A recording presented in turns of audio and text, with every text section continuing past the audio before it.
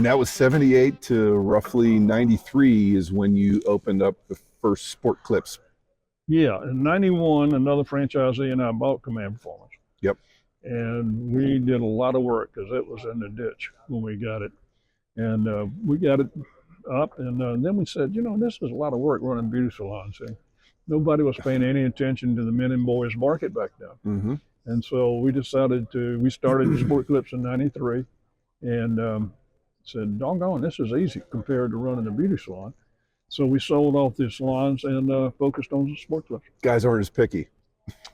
So no question about it. Say, what's the difference between a full service salon and Sport Clips? I said, well, in 33 years now, we have never had a man standing in our reception area crying his eyes out because we ruined his hair. And trust me, it happens in salons. It's a great story. You saw something that, obviously nobody else saw or was able to execute on.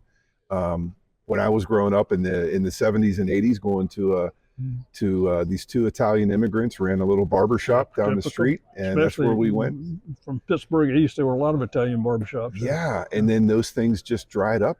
Those guys retired, and nobody replaced them. And exactly. Yeah. Exactly. In the early 90s, the average age of a barber in the U.S. was 58 years old.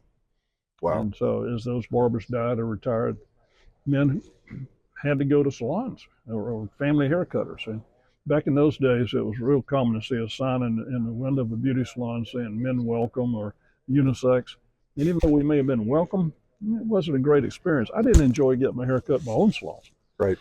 So we saw an opportunity, and that's what moved us down the road to start Sport Clips and focus on men and boys hair, train our stylists on how to execute men and boys haircuts efficiently and well. Sports was a natural, so we included that in the concept to create the atmosphere and the ambiance. So our goal was when a man or a boy walked through the front door, they'd look around and say, okay, my kind of place. I belong here. I'm comfortable here, yeah. Yeah. And then make it a good experience, because ladies may not realize this, but most men don't look forward to getting a haircut. It's just something we got to do every now and then. Right. And so we wanted to make it as a pleasant experience as we possibly could. And so we we have to deliver a good quality haircut, but we also put a lot of effort into creating a really, really great experience. Yeah. And then you had that first franchise open. I think the first franchise store was in the mid 93, 94. Well, we opened the first prototype in 93 and started franchising in 95. Okay. So a couple of years to get that model down. I think you said your first investor opened up six outlets. Man, we got lucky. The first month we were franchising, somebody just walked in the door and said, I want to sign up for 6. And I go, oh, this franchise is easy. Well, 18 months later, we still hadn't sold another one, so we changed the model up somewhat and made it adapted to that, and then it kind of took off. Is that first franchisor still? He was he had been in an insurance business, and he sold his brokerage back to one of the big insurance companies. And he had a barbecue place, Rudy's Barbecue, which is a franchise that Brinker was doing at the time. And he had 3 Sport Clips, and he had that one Rudy's.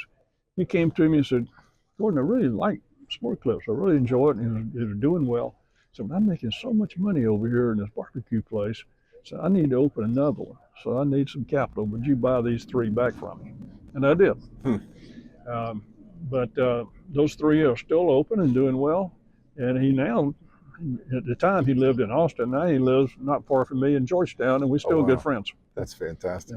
It's a great story. And now, up to roughly 1,900 outlets, I think. And you said we're getting close. Yeah, we're over 1,800. Over 1,800. So just a phenomenal growth.